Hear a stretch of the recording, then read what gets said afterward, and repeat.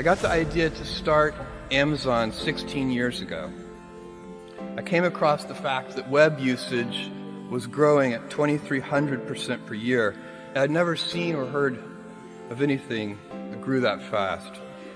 And the idea of building an online bookstore with millions of titles, something that simply couldn't exist in the physical world, was very exciting to me. I just turned 30 years old, and I'd been married for a year. I told my wife, Mackenzie, that I wanted to quit my job and go do this crazy thing that probably wouldn't work, since most startups don't, and I wasn't sure what would happen after that. Mackenzie, also a Princeton grad and sitting here in the second row, told me I should go for it. As a young boy, I'd been a garage inventor. I'd invented an automatic gate closer out of cement-filled tires, a solar cooker that didn't work very well out of an umbrella and aluminum foil, baking pan alarms to entrap my siblings.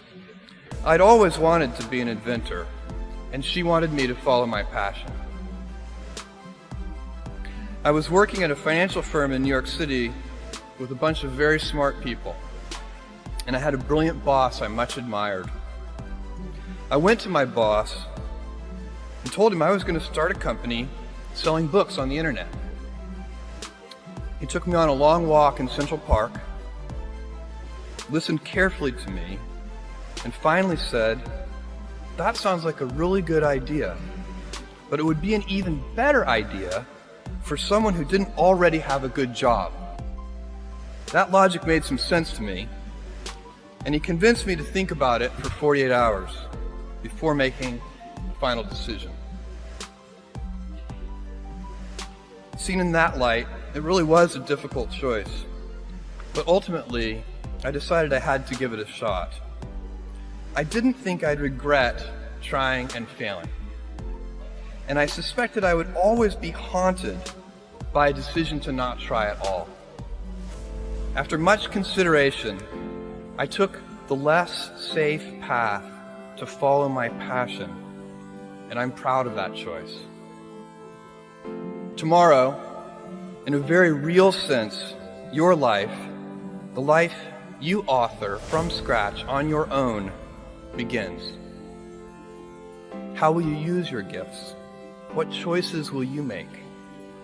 Will inertia be your guide, or will you follow your passions? Will you follow dogma, or will you be original? Will you choose a life of ease, or a life of service and adventure?